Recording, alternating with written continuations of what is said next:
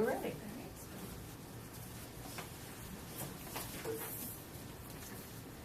Good afternoon. Thank you all for being here today.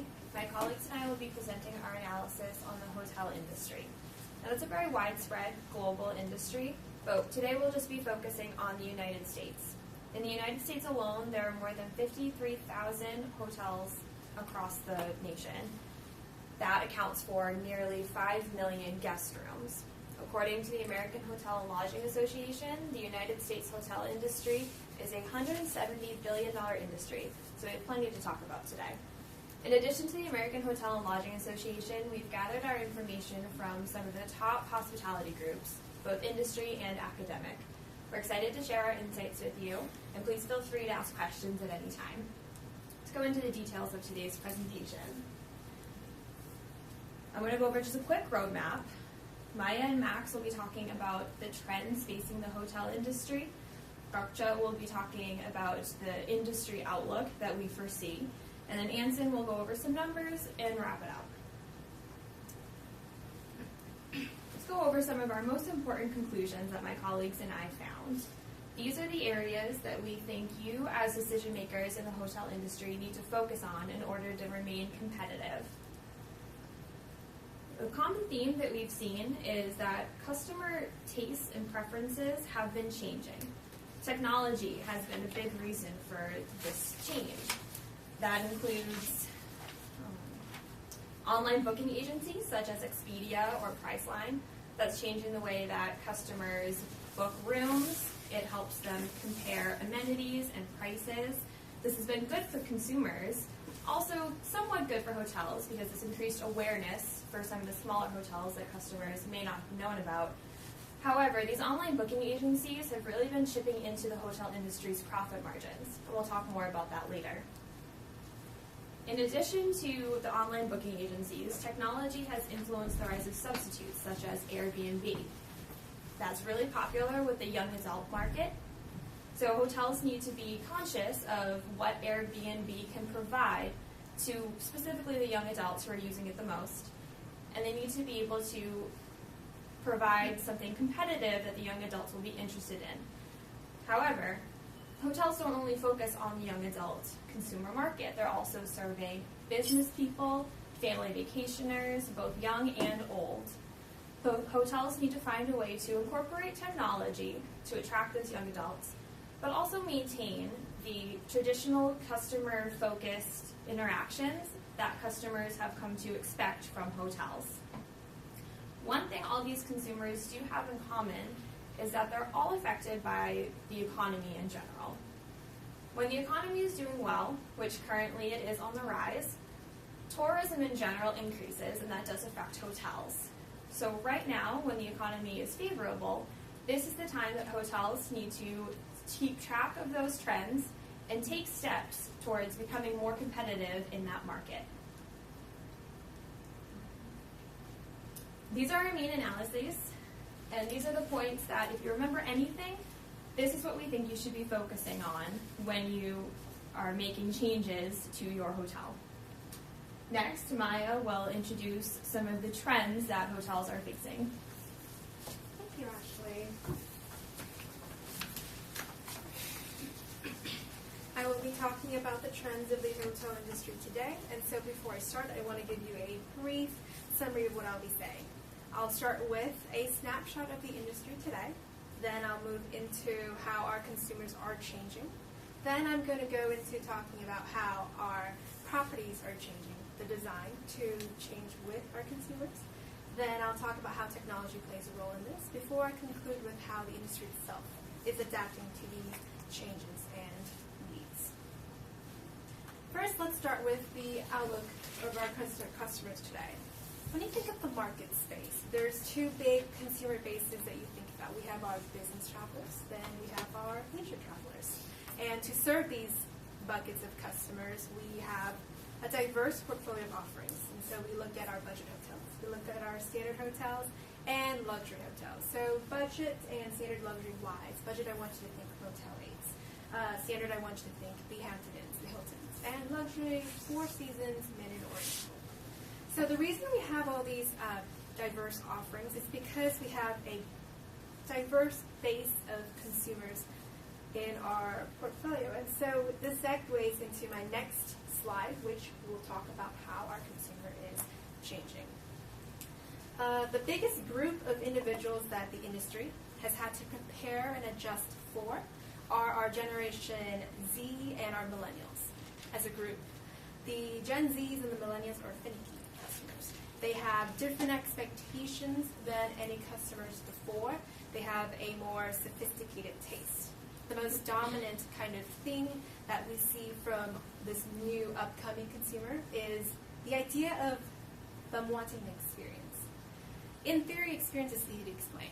You have memories, you create moments. But in practice, the problem is that our industry professionals, our hoteliers, have had to take a look at their own properties, and they've had to see whether their property has the resources and the processes that they need to support the creation of these experiences. Looking into the change of these trends, the first thing we took a look at as a group is the design of these hotels. Property spaces have actually changed physically to adapt for our consumers. And so to create this experience, first, for example, let's look at lobbies. Lobbies used to be a space where our customers just check in and check out. Nowadays, they're being designed with the idea of a dynamic use space in mind. And so they play with intimate spaces where you want to sit in the lobby but still connect with a bigger group. And they play with social spaces where people can meet and interact together. Bathrooms used to be, it's just a space you need in a room. Nowadays, they're designing it with mind of a spa-like, more relaxed feeling. And finally, we'll look at also guest room configurations. You never thought that with the new influx in generations, you'll need more electric ports in the room to plug in, or that you want to stay connected to your TV. And which brings me to the next point of my slides, technology. Mike, before you go there, can we back up and talk a little bit more about some examples of personalized spaces in, let's just say, the hotel lobby? Are you talking about more intimate, a seating area for four over here and another one over here? I mean, give me some idea. So I'll give you an example. If we take a look at this picture here, when I talk about these personalized spaces and the dynamic lobbies, I mean that they have to design it in mind for multi-uses. So there's also spaces where you can sit intimately and recline, kind of like in a lounge chair. And you plug in and you have your laptop, and that's the intimate space right there. Okay. And then you also have to think about catering to our people that want to stay more publicly connected, so social settings, and that's what I mean with these more seaters, floor seaters, where they can see each other publicly. I mean, I'm picturing a Starbucks sort of situation here. That's very true. Starbucks also is very customer-centric, and that's, I think, the trend that's going towards these days for all hospitality-related facilities. So that's what you have in mind here. Yeah, yes. I'm just trying to create a picture. Okay. Okay, all right. So I'm going to go back to where I was talking about technology, guest room configurations. Ashley was mentioning how the platforms for hotel booking has changed. It used to be you get on the phone, you get on with a travel agent, call, set a room. Nowadays you have Expedia.com, Booking.com, and so that interaction has changed. We also have, they want to stay plugged in with your room. So you can actually interact with phone and room, adjust temperature, adjust lighting by yourself on your personal device. Does Expedia take like a big part of you guys' margin, or what's their like markup when you book a hotel over Expedia?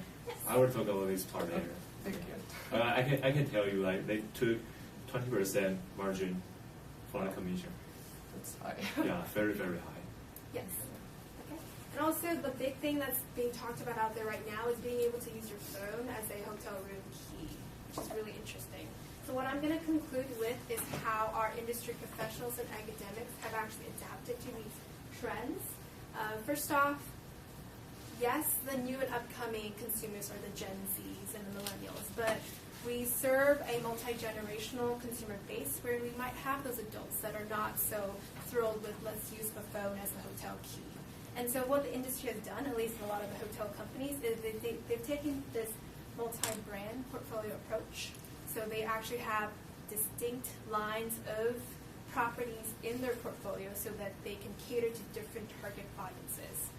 So in conclusion, despite the trends and the spaces and technology changing everything, the core of the hotel industry is still their consumer, and they have to meet needs of the entire group. Now my colleague Max will be presenting on the American economy. Let me try to quantify the aforementioned trends, put some numbers behind them, see where the industry is going, and then why it is going in that direction, for what reasons. If we look at the hospitality or hotel industry specifically, there are two main customer groups we can think of. A, international travelers that come from different countries, is it Asia, Europe, wherever. They come from different countries to the United States to spend a vacation or a business trip there. And then secondly, we have the domestic travelers, which reside in the United States and stay within the United States and just, for example, go to a different city or state. Is it vacation or business, doesn't matter. So those two segmented groups we can look at. For the domestic consumer, which is, by the way, the larger one of the two components, they take up a larger percentage. They are highly tied, and their demand is highly tied to their consumer sentiment, and then also their discretionary income, meaning the trips you take with your family or significant other, whoever, that is considered a luxury product, and it usually, when it comes to business psychology, is one of the first items, if you will, so that is cut out of your budget, because, again, it is not a necessity. So, for example, if you face financial hardship, one of the first things you will save on is travel. You might not go as far, you might spend less on a hotel. That's a nice way to save. And here we have a graph of the U.S. consumer sentiment, which essentially says how confident is your average American consumer in his ability to cover unexpected financial surprises. So, for example, you have to pay a medical bill you didn't expect, for example. And after 2008 and 2009, after the financial crisis, it was absolutely plummeted. People were worried. People saw their savings and pension funds go down. They were worried about the financials, and they cut out a lot of their spending, especially on the leisure side, meaning hotels. On the second graph, we have the U.S. unemployment rate. Logically, if you think of employment, if someone's unemployed, their discretionary income plummets, sometimes even goes to zero in the United States. And with high unemployment rates, we see a very low discretionary income margin, if any. But thank God it is recovering. Both of those charts are respectively going in the positive direction for the industry. Sentiment is rising, so people are more confident to spend money and are willing to treat themselves again, if you will. So, and then secondly, they actually have more money because the average American is, with a higher probability, employed again. Then the international visitors, their willingness to spend and even ability to spend is highly correlated with the currencies. The U.S. dollar before 2008, this is the peso, MXN is the Mexican peso. Before 2008, 2009, the U.S. dollar was rather weak in comparison to the peso. It corresponds to all three of them, but let's look at the peso.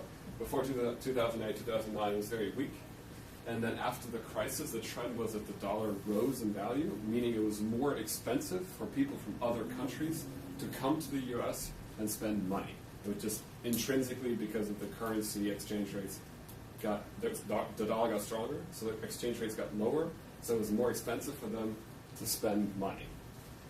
So again, instead of staying at the Four Seasons, you might consider staying at a motel or something like that. With that trend, we have a negative force for the industry against the rising consumer trends. Domestic consumers say, yes, I want to go to a hotel again. And the nationals are like, I don't have as much money, simply because of the exchange rate. So we have forces that collide, yet luckily for the industry, the domestic force is stronger. So the domestic impact is stronger than the negative impact from the currencies. We see that in the hotel occupancy, which essentially says, do you see a trend that because of the stronger dollar, Americans, instead of going on hotels in the States, decide to go abroad? Because now their dollar is stronger. Do you see like a decline in Americans staying in America? Right. That comes with the territory. But the interesting thing about the U.S. is that, you have all sorts of landscapes. If you want to go to the beach, you can stay in the States. If you want to go skiing, you can stay in the States. So you have the demand covered. You don't have to actually leave the U.S. for anything. And then secondly, only 18% of the U.S. population has a U.S. passport. So the amount of people by percentage that is even able to travel outside of the country is very much slim. So that impact is present. That is very true, especially for high net worth clients, if you will so. But it is not at a scale, which is good for us, the U.S. industry. And we see that in the hotel occupancy, obviously after 2008, 2009, which hit the U.S. very hard, the U.S. economy very hard. People had less discretionary income. They didn't stay at hotels as much. The rooms were empty for more nights out of the year, which is reflected in that rate. And then also the ADR, average daily rate over here, is essentially how much per day can a hotel charge. So on a Friday night, they might charge more than on a Wednesday night, say. So that's capturing the average daily rate measured over or projected out over a multitude of years. If you adjust for inflation, this graph is pretty flat. So you can see that despite the economic differences in 2008, 2009 happening, you can see that they were able to remain a level price, yet at a lower occupancy rate. And this is what Anson's going to talk about. They had to implement some profitability measures to make up for the lower occupancies. But yet, you can see that there's intrinsic confidence in the industry themselves reflected in the revenue and daily price. Oh, and I have a question. Yeah. So why in 2008 and 2009 did prices not drop? Like, Because of profit. I mean, he's going to touch He's on gonna that. talk about it. I don't want to talk about it too much, but essentially, people came to your hotel less, but yet they remained at the same price essentially, right? That's your question, why? Yeah, why? And that's because at a hotel, this is only capturing the dollar amount you spend for your bed. But then there are also restaurants and bars and other ways of money generation That's that funny. Gotcha. Anson's going to talk about how they make up for it. Okay. But essentially, it's a sound industry. There's always going to be a demand for your bed to be somewhere else. People have to go on business trips, face-to-face connections. People who want to go on vacations. There's a multitude of income segments that can take or can engulf in this industry. So we think it is very sound. The budget that people have is rising for the leisure industry. And then if we looked at the future, you can see that supply and demand are growing together. We like to see those numbers at the same rate, so there's no surprises in terms of average daily rate coming ahead of us. And then also the ADR and RevPAR for the industry themselves are rising, which is always good. And the inflation's at 2% right now, so even inflation adjusted, that's a good number to look at. So I can see why you feel one way about leisure travel, but certainly when it comes to business travel, there has had to be a negative impact with Skype and Google Hangout, all the technology that you can use to have face-to-face contact. Are you concerned about that? Well, not necessarily, because there are a lot of reasons for why people travel for business that cannot be substituted by Skype. So a lot of salespeople, which is the majority of people that even travel for business, they have to go to the site to see the site and look at the property or whatever it is that they do in business, and you can't do that on Skype. And secondly, there's something to be said about a handshake and an actual beer that you can have with someone. That can't happen over Skype. So I think the value is there. For the hotel industry specifically, yes, or for the hospitality industry specifically, yes, I think that's a threat, but it is across the board. Motels, Airbnbs, everyone's facing it, and that just comes with the territory. But there are ways to make up for it. There are a lot of hotels like Marriott, which we will eventually present on, have now implemented low-budget hotels that still have high quality. So it is on the margin cheaper for you to actually go there. So you can somewhat make up for the technological threats by having it to be cheaper. Does that make sense? Yeah, and I understand that your focus is U.S. only, but I'm thinking about international business travelers and the political change, the political climate now, and how that has to have a negative impact. Did you factor that in at all? Did you talk about it, or is it still too soon? It is soon. We still don't know what the impact is right now. If we're looking at today, the countries that have been banned or barred from entering the United States, well, it is horrible, but on the economic side of things, it is still a very slow population and customer base that is not allowed to come anymore. If we remain at that level, the impact will be minimal.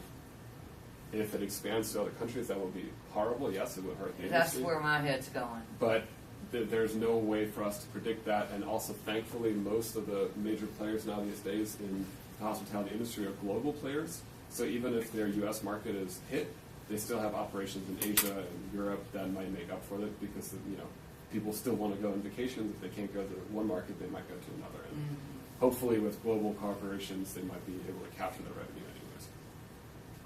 For the United States, what is if the labor force has actually changed, like the hotel labor force, which would consist a lot of maybe Mexican immigrants? Are you concerned about costs going up?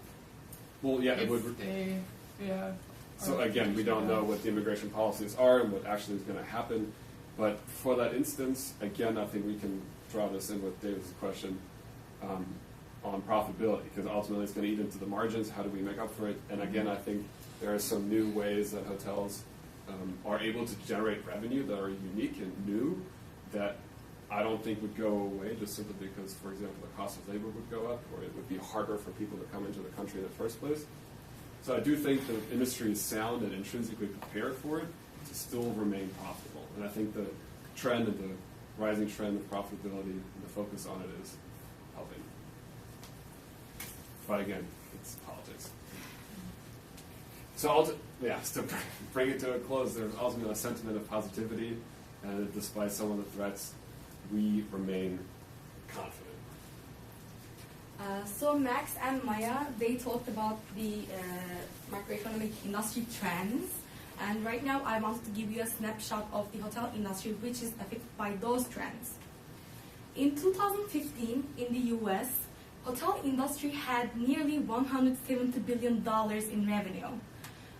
Nearly 3% of US GDP comes from hotel and tourism industry. Those are big numbers. As you can see from these numbers, hotel industry is big and still growing with 3.8% annual growth rate. But as Maya mentioned, we have different consumer groups with different needs. But how exactly can we meet those needs? Right now, the three biggest options consumers have to stay in some place can be divided into three groups: hotels, vacation rentals, and hostels. Hotels offer consumers with more consistent level of service as well as more privacy. They tend to be pricier than other options, and they cater to both business and leisure travelers.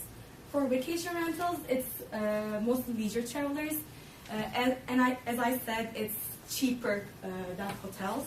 But what differs vacation rentals from others is that they provide you with a personal experience and a laid-back atmosphere for you to socialize easily with other tenants. Another option consumers have, price-sensitive consumers have, is hostels. But unlike vacation rentals, their consumer profile tends to be more individual, budget leisure travelers. Now that we have seen three different options consumers have, we can start looking deeper into industries. And let's start with hotel. So when I say hotel, most of the people will start thinking about major players in the industry. And for the US, those are Marriott, Hilton, and Intercontinental Hotel Group. But unfortunately, we have no idea of knowing what makes them successful without just looking at those brands, right? That's why we want to get more deeper into them to see if they shared any key elements that made them successful. As you can see here, all of them have services in nearly or more than 100 countries in 6 continents. Apart from these big numbers, they have other shared elements, but to us, we feel like the most important thing they share is the level of consistency, the standard level of service they provide. If you go to Asia or Europe, the level of service you will get from Hilton will probably be the same. If you want to travel abroad and you have no idea where you want to stay, you might pick one of these big hotel chains because you know you'll be comfortable without having any unexpected surprises. of course. I'm thinking of a chain. I think it was Marriott that acquired them, Starwood. Yes, for Is that right? nearly $14 billion. That's why they are the biggest in the industry right now. Okay. It's Marriott, Hilton, and IHG in that order. With that merger, before Marriott was the third biggest, and right now it's the biggest. Now, I would think that Airbnb is a major player. I know it's not a hotel Yes. per se, but like they're taking away consumers. Yes. So how are the hotels, the major players, then competing with the likes of Airbnb? So right now, Airbnb is getting more into more cheaper and budget-friendly part of the hotel revenue. But right now, analysts are kind of scared that they will start going into more expensive ones. That's why they are starting to diversify their portfolio. Yeah. And for example, for Hilton, they have Hilton Suites, where you can just have one apartment. It's more on the luxury side. Yeah. They do not exactly operate more in budget, and Airbnb has mostly in budget. It's I would disagree with them in budget. I've been to a number of Airbnb places and they're also quite expensive. let me just show you something. Sorry on this. So here you can see that the average Okay. price for Airbnb is way cheaper than hotels. Okay. That's why we feel like right now it's not a big threat, but it will be in the future, and that's why they need to keep up with the trends we mentioned, technology especially. But for us, Expedia and Booking.com are more have more impact on our revenue than Airbnb. Excellent. Thank you. Sorry. And that's really more of a vacation rental. Isn't Yes, vacation rental. I will talk about Airbnb in a second. So, as we sorry. Sorry. So I know that some hotels in some countries they actually register on Airbnb. Mhm. Are these big players also doing that? They currently are not. They are mostly in Booking.com, Expedia, more well-known only hotel booking places. Yeah. How can they do that? How can a hotel register as an It's Airbnb? usually like really small ones, I think. Yeah, in Nepal they do Yeah. that. I Oh, guess it's like Like Indonesia. Yeah. The boutique ones. And you mentioned that right now we have different customer groups with different needs, right? And as a response to that, they have diversified their portfolio. They have several different brands, more than 10 brands, to be able to cater to their needs. But unfortunately, they are not the only players who can provide consumers with a place to stay. And that's why substitutes pose a great threat to them, as we said, Airbnb, hostels, and bed and breakfast. Mostly not only Airbnb, sure, but Airbnb is the biggest player in vacation rental options. Ever since it was founded in 2008, it has been in strong growth.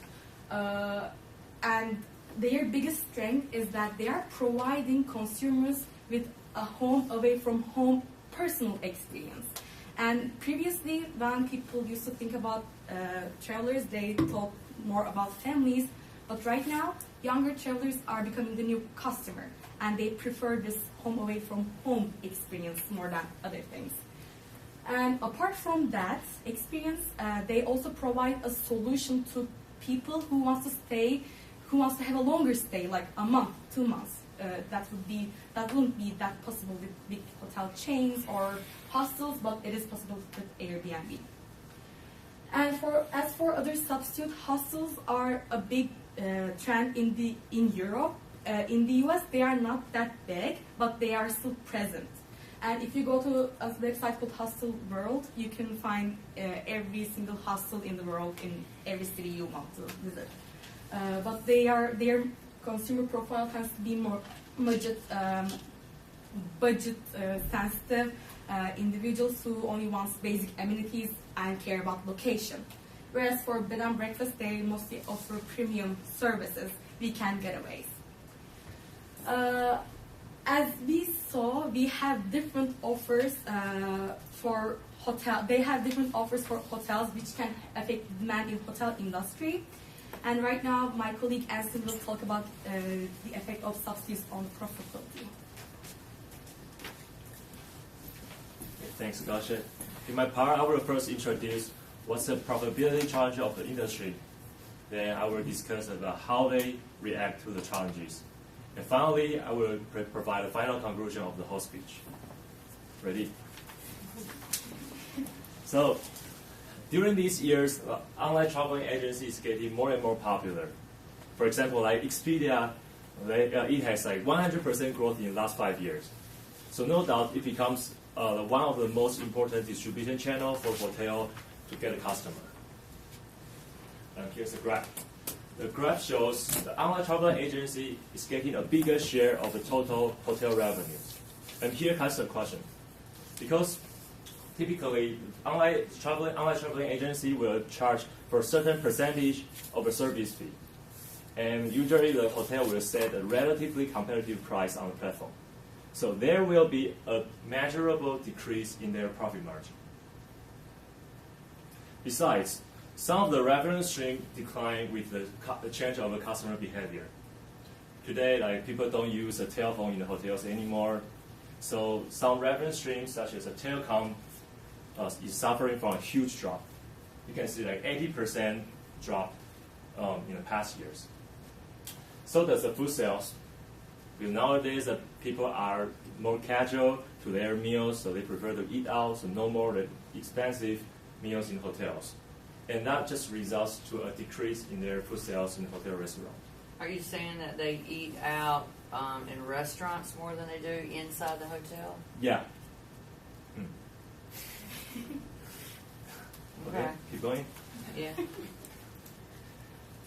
So the probability is prone to drop. It's prone to shrink. So how does the industry react to this? Banquets. Everyone likes banquets. So more and more hotels are now renting out their space for the banquets and meetings, and charge for the food and drinks. Like they shift their target audience to academy and the corporates, trying to make money from holding events. And this kind of a revenue has a 20% increase from 2014 to 2015. And this compensates the drop of the decline of the food sales, and result to you can see a growth of the total food and drink sales. I mean the total food and drinks department. But this kind of growth is still not big enough to support like the whole growth of the industry. So what else? Do you know where is it? Yeah. No, that's Space Vegas. Okay. More and more people are thinking about to get the ancillary revenue from the entertainment, like casino, shows, the spa or nightclubs, and etc.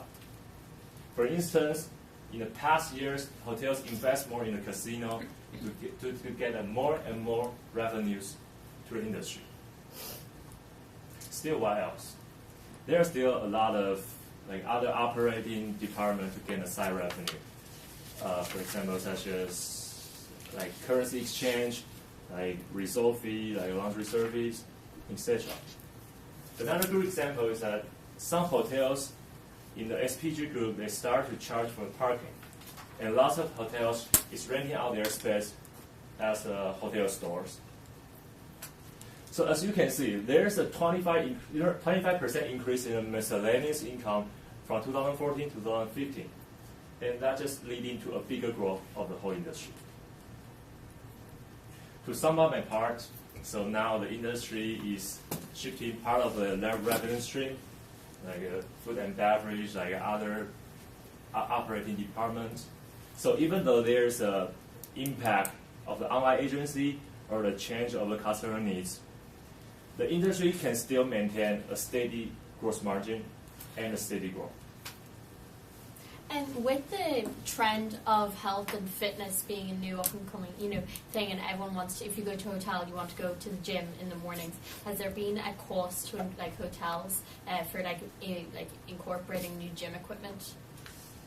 I see some report about the average cost of the hotel industry. I think it's very steady. Okay. Yeah. So the three players that Gokche just mentioned, this is a question for all of you guys. do these three players also own like non-hotel companies, or is it all hotels?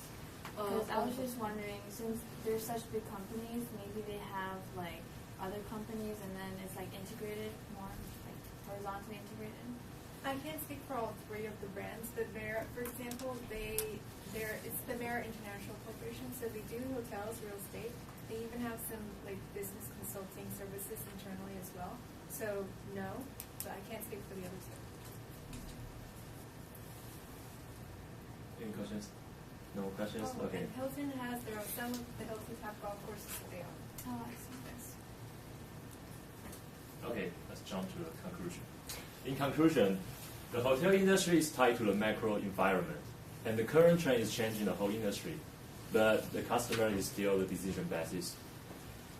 Second, with the technology breakthrough, the new service such as Airbnb now is becoming a big threat to the hotels. Last but not least, to adapt the changing trend or changing customer behaviors, the industry shifts part of their revenue streams to retain their profitability. So thanks. Is there any question? If no questions, thanks for your attention. You can ask me questions after that. Yeah, and we really hope our report can help you to get more insight from the industry. Thank you. We do have plenty of time if you have questions. Yeah. He wants to be efficient.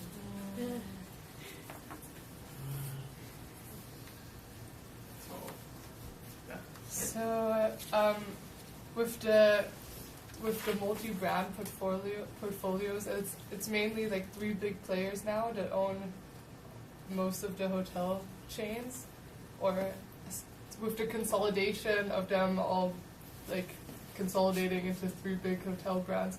How has that like changed the competitive environment, I guess? So the big thing in the industry right now is for groups to actually acquire like lines. For like we talked about the Marriott Starwood, that M&A made Marriott like the biggest hotel company. IHG also actually acquired Kimpton as well. Mm-hmm. It's because that they have to meet the, like I talked about before, these young people and also the older generations.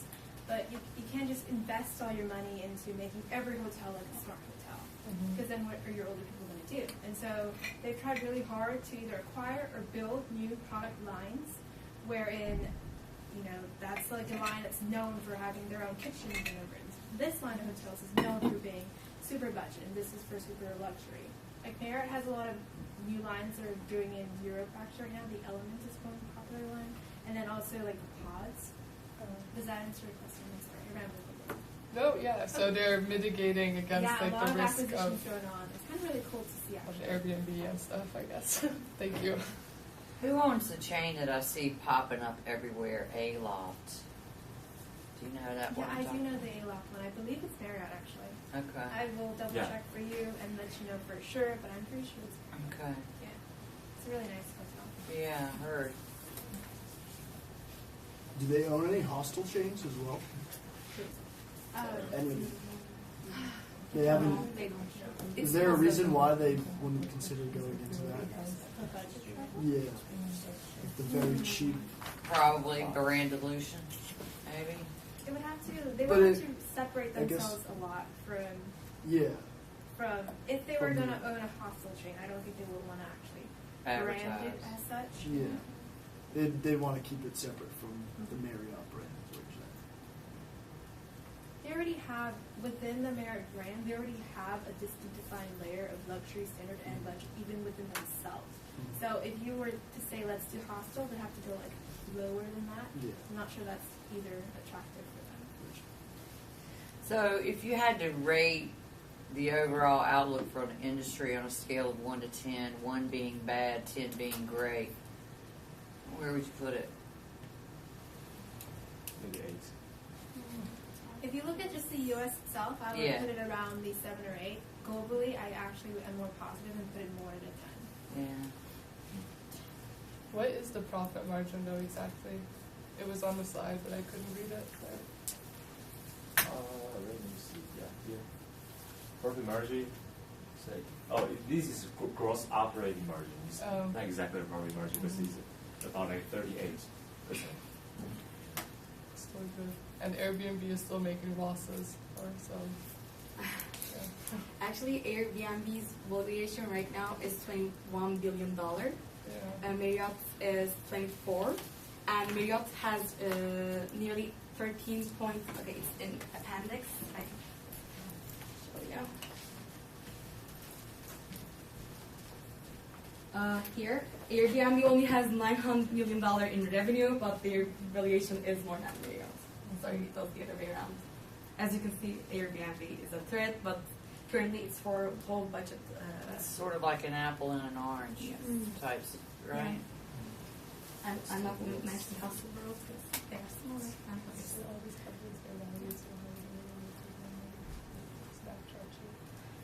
Like it's kind of academically accepted. Like you compare Airbnb and Marriott or other hotels, like everyone talks about it. The biggest strength Airbnb has is that they can provide this personalized thing. You go and you look for what you want, etc. But that also can be their biggest weakness because then where's the consistency? The consistency in it. And so for the hotels, that's their biggest strength. It's consistent service over and over and over again. But to kind of offset the boredom in that, that's why they, change their spaces. You can stay at a JW Marriott or you can stay at some other lines. And so that's how they're playing with each other. And right now, since Airbnb grew by 89% in revenue in just 1 year, in 2013 their revenue was $250 million, and right now in 2015 it is $900 million. And government is kind of trying to impose more regulations and taxes to make it slow down. They are trying. They haven't imposed any taxes or regulations yet, but they are trying to slow it down. One of the things I think about when I am considering where to stay is customer ratings, things like Yelp and that sort of thing. Is that hurting or helping hotels versus Airbnb? So the thing is, Airbnb also, people talk about Airbnb's ratings, but it's mostly for leisure travelers. They care about reviews and Right, ratings. yeah. For business, Different. it's not their priority. You're right. Okay, I get that. I would never think about staying at an Airbnb for a business trip. Yeah. I'd let Duke put me up in a nice hotel. But it's pricey, so.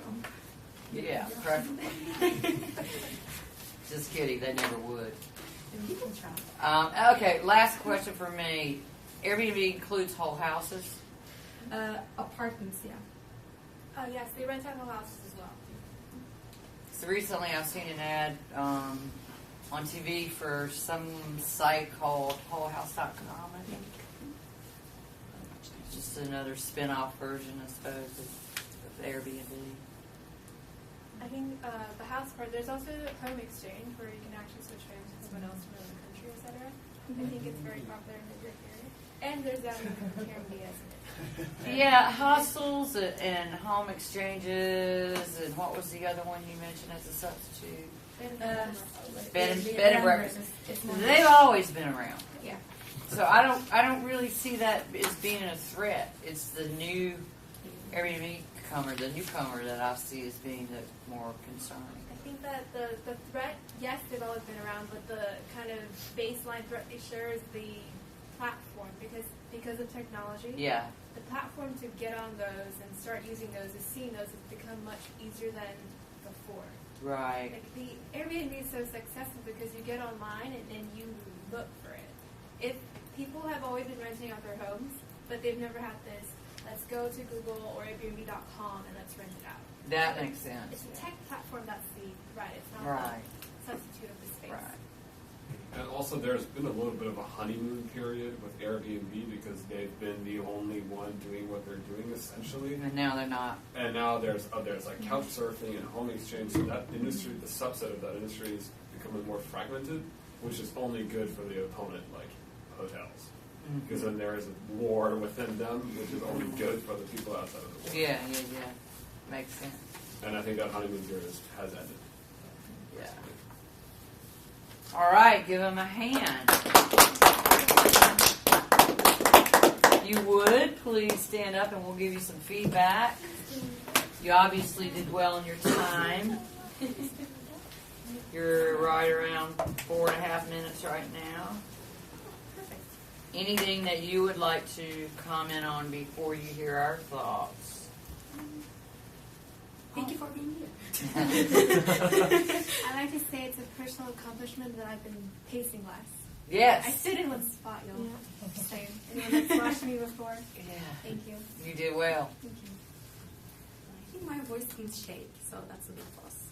This is the first time that you've actually presented with a team this large. Did that feel good in terms of the whole more safety in numbers sort of thing? Yes, it did. I knew if something happened to me, they would go after you, so Yeah. I was okay. I almost felt like it was a little bit more work because not only did I need to know my part, but I needed to know exactly what everyone else was going to say. Because if I got a question that I knew that someone would be addressing later on, then I had to like pass it off to them. So I think that was kind of more difficult for me, especially since like we were still making adjustments this morning. Yeah. So not everything was concrete yet. I didn't know exactly what was going to be said, so that was a little bit more difficult. Well, I agree with both of you. It is better for the sense that you've got the collective wisdom of the whole group, the brain trust, if you will. You can call on various people who have a deeper knowledge of specific things, but it is more complicated. And you do have to spend more time up front coordinating with each other, rehearsing with each other. I want to tell you all right now, the second speech is harder. The questions are harder, the sell is tougher to the audience, and you're going to need to spend more time preparing than you did for this one, and you definitely don't need to be making changes on the last day, because that's where it'll really show up. And you're going to have a TA, one or two possibly in here, who will be asking you questions as well. So just something to remember going forward. It's a blessing and a curse, really, to be with a whole group of people. And the more people you have, the tougher it is. Okay, audience, what have you got for them in terms of feedback? I thought everyone presented really well, really relaxed, answered the questions really clearly, knew their stuff, and provided a really good overview of the industry. Yeah, good job.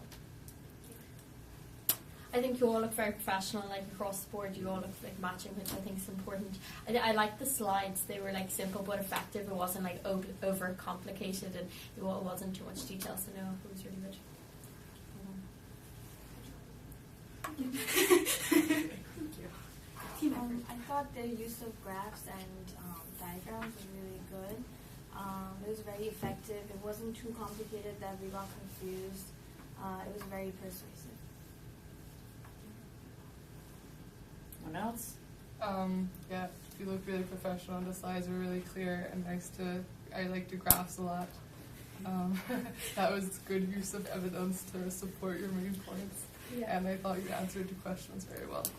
And I liked how you had reference the website or whatever on the bottom of every slide. That looked good. Yeah, I mean, I would never know that you made last minute tweaks, so don't take that comment wrong. I thought you worked beautifully as a team. You knew when to give just enough information to a person's question and refer to the person who'd go into it in more depth. That was beautiful and well done. Sometimes a person in the audience, especially if they're in like a C-suite type of ego, notice I said ego, not rank, but they'll say, no, I want you to answer it right now. And there's a couple of ways you can handle that. You can say, Anson, would you please stand and go, give us more detail. Or you could say, here's the short answer. I mean, you just have to deal with those sort of people. But we're very well coordinated in terms of knowing who had what. That's what I'm trying to say. This is a tough, is anybody else that wants to chime in over there? This is a tough industry because I've seen over the years in the MBA world, I've seen several iterations where people have taken this on. First of all, really smart choice to restrict it to the U.S. because internationally, boy, it's a quagmire. So, good call on that one. And I thought you did an exceptional job at the beginning of the presentation. Actually, you did it, but this is team feedback with a really crystal clear executive summary. You know, they gave you the big picture. They didn't tell the whole story, but they gave you just enough to be interested to want to hear more about the details of each of those conclusions. So really nice job with that one. You also had a clear team roadmap for you specifically, Ashley. Your part was kind of short. It was less than 4 minutes. But even considering that, you still could just take a moment, and maybe you did and I missed it right up front and say, here's what I'm covering. And if you did that, I'm sorry, but I didn't hear it. But that's one little piece that you could do. And more detailed summaries in general for each segment at the end before you hand it off to the other person.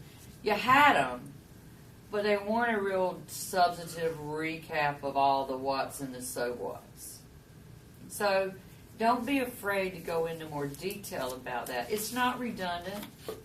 Remember, even though maybe you just said it, our minds are going in and out of this room every 30 seconds. So that means you're not listening to me right now, some of you, but that's all right. So that's why the summaries are so important. And you gave it a shot, but they were really short ones. So and that's collective feedback, not just for one or the other. Other than that, Ashley, really good presence. I'd love to see you maybe move around a little bit more. Use more hand gestures. Yeah. That's what I noticed. It's very here stoic. And here, and that's it. Not more loose. Yeah. Yeah. I bet you could be a little bit more lively. Yeah. I think. Yeah. Maya, I want you to continue to work on your projection. And projection is not yelling, but projection comes from here, using your diaphragm. And if you just imagine it as throwing your voice to the back wall of the room, like I'm doing right now, instead of yelling like I could do, but I won't. That's the difference. And the way you do it is you have one person in the back row, one person in the front row, and you imagine throwing your voice to the back wall, and you play around with that until both people can hear you in a comfortable level equally well. Just imagine, it's what an actor does on the stage when he has to whisper, and the person in the back row can know that it's a whisper, they can still hear him. Does that make sense? Hard. I mean, that sounds complicated. We can talk about it one-on-one. But projection is what I want you to work on. Max. Always Mr. Large and in charge, but there's one thing you can do to polish up a little bit more in terms of your Q&A. You don't have to cut yourself off. When somebody raises their hand, finish your comment, nod to acknowledge that you see me, and then call on me for my question. That's just simple, easy to do, and it makes you appear in control more than if you let me disrupt you. So a small thing, but it has a big impact. You had a lot of questions. Yeah. And you did a good job with it. Good job. All right. Gochka, your fillers also are still there. Better. But still there. And remember, the thing to do to work on those is to, in your notes, when you're ready to move from one part to another, first of all, have a strong transition. I did that. I thought I did. Yeah, I'm not saying that you did. That's a given, right? Okay. But when you do have a transition, instead of inserting the Okay. verbal graffiti, write the word pause and videotape your practice and pause in really exaggerated ways. It'll feel like a 10-year-long pause when you do it. But when you watch the video, it'll seem perfectly natural, as if you're just taking a breath, because that's what you are. So the problem is, I didn't memorize anything. I just knew what I needed to say, not Yeah. sentence by sentence, but like slide by slide. And every time I present it, it's different.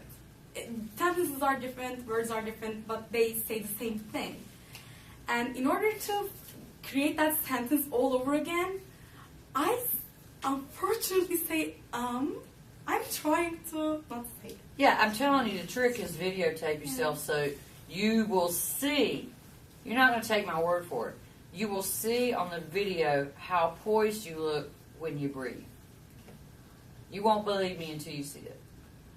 And another trick, and you're right, you should not say it the same way every time you practice. You should say it different because that makes it spontaneous.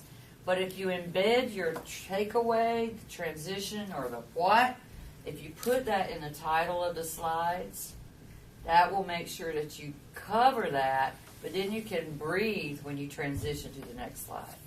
Does that make sense? I thought I did that, but okay. You definitely, I need you to work on it. definitely Okay, I had, will definitely. yeah, you definitely had the transitions there.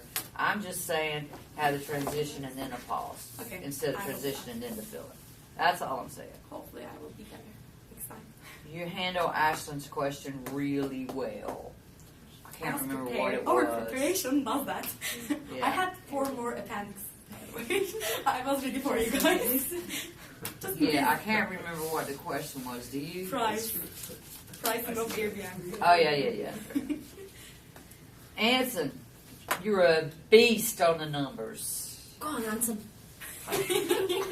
You were very, very confident and managed all that. That could have been the trickiest part of all, to sell it. And you were the man.